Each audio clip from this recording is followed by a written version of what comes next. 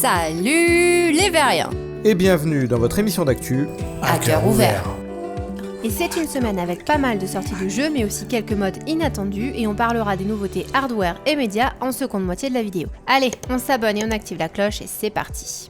On démarrera cette semaine par Breachers, qui est désormais disponible sur Quest, Pico et PC. Ce jeu de tir tactique vous propose du multijoueur en équipe en 5 contre 5. Très inspiré de Rainbow Six Siege et de Counter-Strike, il offre donc de l'action bien calibrée qui n'a rien à envier à la concurrence. Fort de son expérience passée avec Hyperdash, le studio maîtrise son sujet et le passage de l'alpha en version complète s'accompagne de 2 nouvelles maps, 2 déposes de bombes, d'un mode Team Deathmatch avec une nouvelle map, d'un stand de tir d'entraînement et l'accès à des serveurs privés pour ceux qui veulent organiser leur propre match. Le jeu étant vendu le même prix sur tous les supports, il faudra donc débourser 30 € pour en profiter.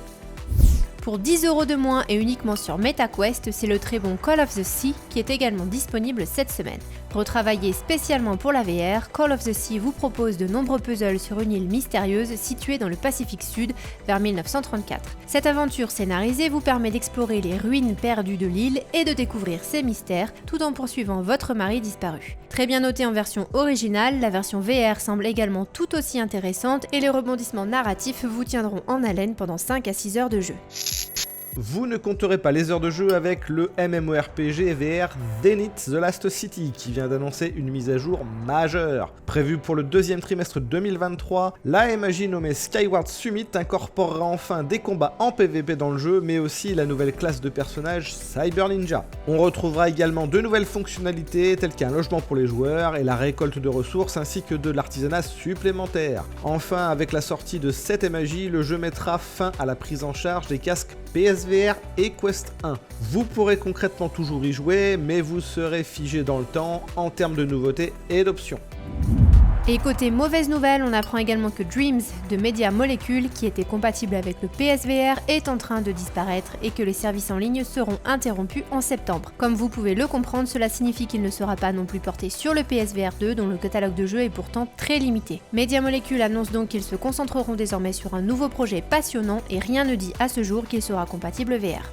Et c'est la compatibilité VR d'Half-Life Alyx qui saute avec un nouveau mode par la team GB2. Avec donc une volonté inverse de ce qu'on a l'habitude de voir, vous aurez la joie de jouer à HL Alyx au clavier souris. Et c'est en réalité sans grand intérêt alimentaire, étant donné qu'il a été spécialement conçu et calibré en fonction de la VR. On perd donc pas mal de l'intérêt du titre en plus de l'immersion, mais cela permettra donc à tous ceux qui ne veulent pas acheter de casque VR de tester le jeu. Et grand bien leur face, puisqu'ils pourront au moins profiter du scénario avec ce mode gratuit.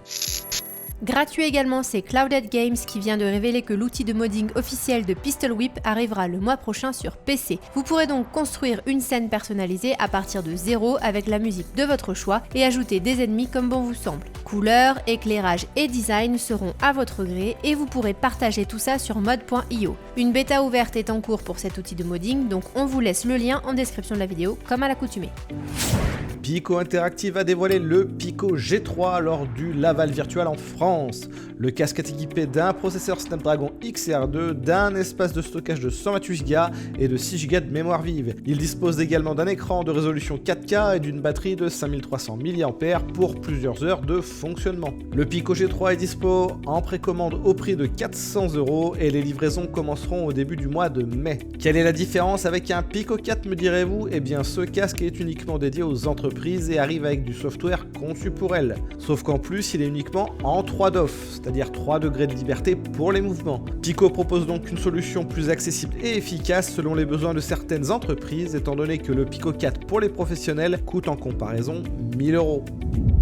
On a d'ailleurs une bonne nouvelle pour les possesseurs de Pico 4 puisque la firme ByteDance semble vouloir rattraper son retard face à Meta en termes de jeux compatibles. On a donc appris que la firme qui détient Pico a donc sorti le chéquier et crache entre 15 et 25 000 $ chez les développeurs pour qu'ils fassent l'effort de porter leurs jeux sur le casque. Le store Pico contient actuellement 300 jeux et celui de Meta 500. Les deux casques partagent le même socle et prennent tous deux en charge la norme OpenXR. Il ne sera pas très difficile ni très long aux développeurs de porter leurs jeux sur le support. On rappellera au passage qu'il y a déjà eu une énorme évolution software depuis le lancement et que ce casque, qui est actuellement l'un des meilleurs rapports qualité-prix du marché, se bonifie de jour en jour. Et celui qui va se bonifier bientôt, c'est Counter-Strike Global Offensive qui va devenir Counter-Strike 2.